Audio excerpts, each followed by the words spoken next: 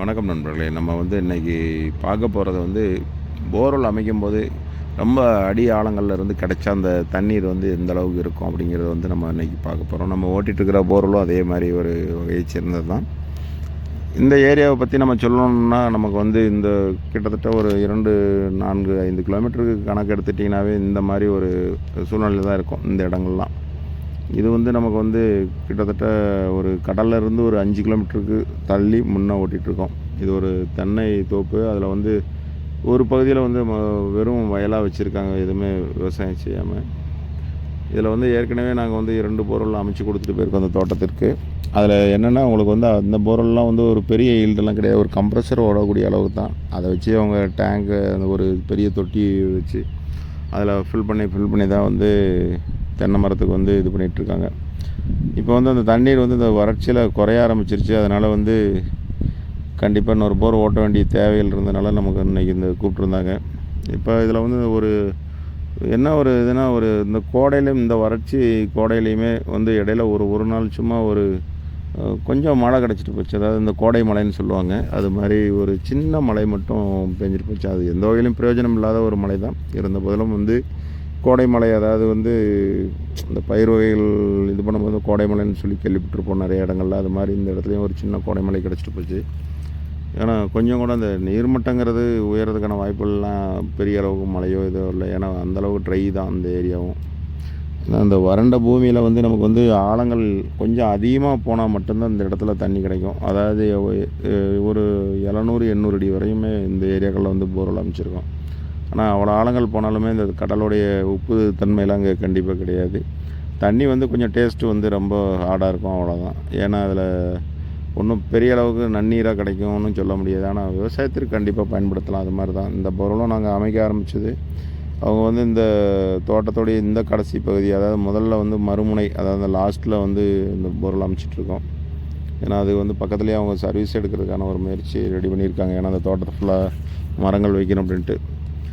ஆரம்பம் முதல்ல இந்த தோட்டத்தில் நம்ம ஸ்டார்டிங்கிலேருந்தே வெறும் ட்ரை தான். இதில் கொஞ்சம் கூட ஒரு ஈரக்கசிவோ எதுவுமே கிடையாது. பைப்பும் நமக்கு ஒரு வெறும் 20 அடி தான் வந்தது. அந்த மேலேயே இந்த கருங்கல் ஸ்டார்ட் ஆகிடுச்சு. இந்த கல் இந்த ஏரியாவை பொறுத்தவரை ஒரு 500 அடி வரையுமே இந்த கல் தான் இருக்கும். அது வரையுமே நமக்கு ஒரு சொட்டு தண்ணீர் இருக்காது. அதுக்கு மேலே போகும்போது தான் நமக்கு கொஞ்சம் ஈரக்கசிவு கிடைக்கும். சில போர்வெல்லாம் இந்த மாதிரி போய் கீழே 2 இன்ச்சு 3 இன்ச்சு அளவுக்கு கூட தண்ணி வந்திருக்கு. சில பொருளில் ஏர் கம்ப்ரஸருக்கு கிடைக்கிற அளவு தான் தண்ணி வந்திருக்கு.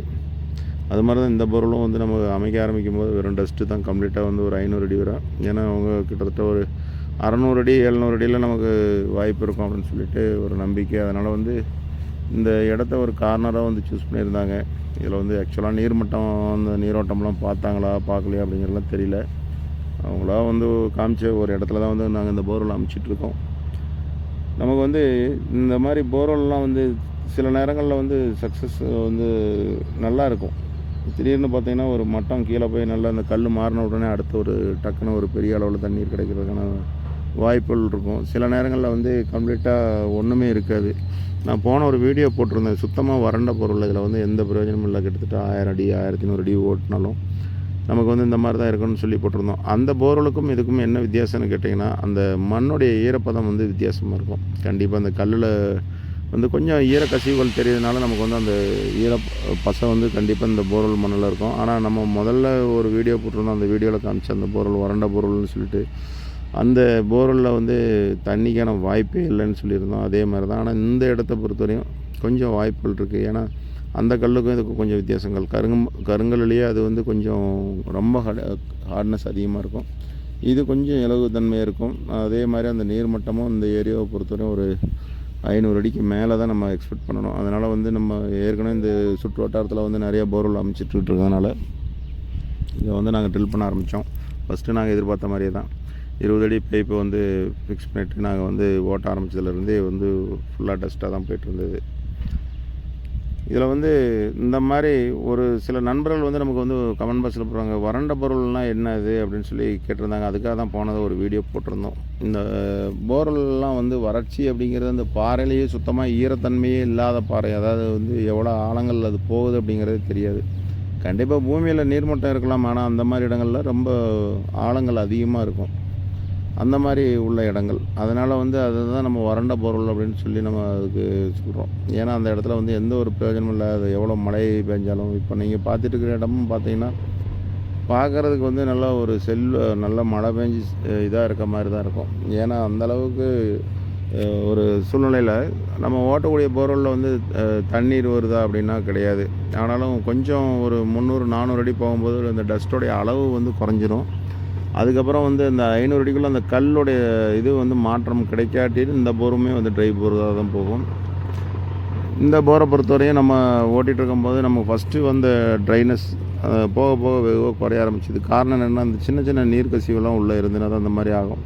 ஏன்னா ஒரு இடத்துல கிடைக்கக்கூடிய ஒரு நீர்க்கசிவுனால வந்து பெரிய அளவுக்குலாம் இதாகாது. அது வந்து நிறைய லேயரில் இருக்கும். அது மாதிரி தான் இந்த போரும் வந்து கொஞ்சம் லேயர் நிறையா வந்தது. அது தகுந்த அளவுக்கு நமக்கு தகுந்தாற் போல் அந்த மண்ணுமே வந்து ஃபுல்லாக கம்ப்ளீட்டாக டஸ்ட்டு நின்று கம்ப்ளீட்டாக ஈரமாக ஆரம்பிச்சிருச்சு. அப்போ இதில் வந்து இந்த மாதிரி இடங்களில் போர்வெல் அமைக்கலாம்னா, ஆழப்படுத்தலாம்னா கண்டிப்பாக அமைக்கலாம். ஏன்னா அந்த கல்லுடைய ஈரத்தன்மை இருக்கும்போது கண்டிப்பாக கீழே வந்து ஒரு நீரோட்டம் இருக்கிறதுக்கான வாய்ப்புகள் இருக்குது. நீர் மட்டங்கள் பரவலாக இருக்கிறதுக்கான வாய்ப்புகள் இருக்குது. அதனால் வந்து நம்ம இந்த இடத்த வந்து இதுக்கு மேலேயும் நம்ம வந்து ஆழப்படுத்தினா கண்டிப்பாக கிடைக்கிறதுக்கான வாய்ப்புகள் இருக்குது. அது மாதிரி தான் போன ஒரு வீடியோவில் நான் சொன்ன மாதிரி அந்த ட்ரைனஸ்ங்கிறது வந்து இந்த மாதிரி ஈரமண்ணாகவே வராது. ஃபுல் அண்ட் ஃபுல் டஸ்ட்டாகவே தான் போயிட்டுருக்கோம் அப் டு பாட்டம். அந்த மாதிரி போர்வெல்லாம் வந்து உங்களுக்கு தண்ணி வர்றதுக்கு சுத்தமாக பாசிபிலிட்டிஸ் இல்லை. ஆனால் இந்த போர்வெல்லில் வந்து கண்டிப்பாக தண்ணீர் வரும். ஏன்னா ஃபஸ்ட்டில் டஸ்ட்டில் போனாலும் கீழே போக போக அந்த கல் வந்து அதனோட ஹார்ட்னஸ்லாம் வந்து குறைய ஆரம்பிச்சிருக்கும். அதே மாதிரி வெவ்வேறு வகையான கற்கள் வந்து ஃபார்ம் ஆகிருக்கும் இந்த இடத்துலலாம். அதனால் வந்து இந்த ஈரமண் வந்து கம்ப்ளீட்டாக நமக்கு கிட்டத்தட்ட ஒரு 1, 1.25 இன்ச்சு அளவுக்கு தண்ணி இருந்தால் மட்டும்தான் இவ்வளோ ஒரு ஈரப்பதத்தோடு வரும். ஆனால் ஆரம்பத்தில் நம்ம பார்த்த மாதிரி அந்த ஃபுல்லாக கம்ப்ளீட்டாக வந்து டஸ்ட்டில் வந்து 10ல் 1 பங்கு அளவுக்கு தான் இப்போ வந்து டஸ்ட்டு வருது. மீதி எல்லாமே அரெஸ்ட் ஆகிடுச்சு. காரணம் கீழே கண்டிப்பாக நீர்மட்டம் இருக்குது. ஏன்னா இந்தளவுக்கு நீர்மட்டம் வரும்போது இதில் வந்து பெரிய அளவில் மோட்ரு போட்டு ஓட்ட முடியலனாலும் நமக்கு வந்து ஒரு கம்ப்ரஸர் ஓடக்கூடிய அளவுக்கு கண்டிப்பாக தண்ணி இருக்கும். அது மாதிரி தான் இந்த போர்வெல் அமைச்சிட்டு இருக்கும்போது கிட்டத்தட்ட ஒரு 600, 650 அடி போகும்போது நல்ல தண்ணி வர ஆரம்பிச்சிருச்சு. ஏன்னா உங்களுக்கு ஃபஸ்ட்டு நமக்கு வந்து கொஞ்சம் கொஞ்சமாக லேயராக பிரிஞ்சது. கீழே போகும்போது கிட்டத்தட்ட ஒரு 2, 3 மட்டங்கள் வந்து தண்ணீர் வந்து தொடர்ச்சியாக நமக்கு வந்து இதில் கிடச்சிது. இப்போ தண்ணீருடைய அளவுன்னு எடுத்தாலும் எப்படி இருந்தாலும் ஒரு 2 இன்ச் கணக்கு பண்ணலாம் நமக்கு வந்து. ஏன்னா இந்த ஏரியாவில் இன்னொரு விஷயம் என்னென்னு கேட்டிங்கன்னா, தண்ணி வந்து உப்பு தண்ணியாக இருக்காது. கொஞ்சம் தண்ணி வந்து ஹார்ட்னஸ் அதிகமாக இருக்கும். நம்ம வந்து கிடைக்கக்கூடிய தண்ணியுடைய இது வந்து அதாவது என்னென்னா, உங்களுக்கு தண்ணியுடைய தன்மை வந்து கொஞ்சம் ரொம்ப இதாக இருக்கும். ஆனால் விவசாயத்திற்கு பயன்படுத்தக்கூடிய அளவுக்கு இருக்கும். அது மாதிரி தான் இந்த போர்வெல் கிட்டத்தட்ட நம்ம ஒரு 600, 650, 680 அடி பக்கமாக கொண்டுட்டு போய் நிப்பாட்டிடணும் அப்படின்னு தான் நாங்கள் இது பண்ணோம். முடிந்த அளவுக்கு நாங்கள் ஆழப்படுத்தி கொடுத்துட்டோம். ஏன்னா இந்த கோடையை தாண்டிடுச்சுன்னா அடுத்து வரக்கூடிய மழை காலங்களில் இந்த போர்வெல்லாம் இன்னும் கொஞ்சம் சப்ளை சேர்த்து கிடைக்கிறதுக்கான வாய்ப்பு உண்டு. அது மாதிரி நிறைய நண்பர்களுக்கு வந்து சந்தேகம் வந்து ஒரு வறட்சியான நேரங்களில் போர்வெல் அமைக்கலாமா, தண்ணீர் வருமா அப்படின்ட்டு. கண்டிப்பாக வரும். அந்த இடத்துல பூமியில் தண்ணீர் இருந்தனால 100% அது வறட்சியோ கோடையோ அது வந்து மேல் மட்டத்தில் தான் நமக்கு தெரியுமோ ஒழிய பூமிக்கு தெரியாது. அது மாதிரி பல வீடியோக்களை போட்டுட்டு வரோம். தொடர்ந்து பாருங்கள் நண்பர்களே. நன்றி.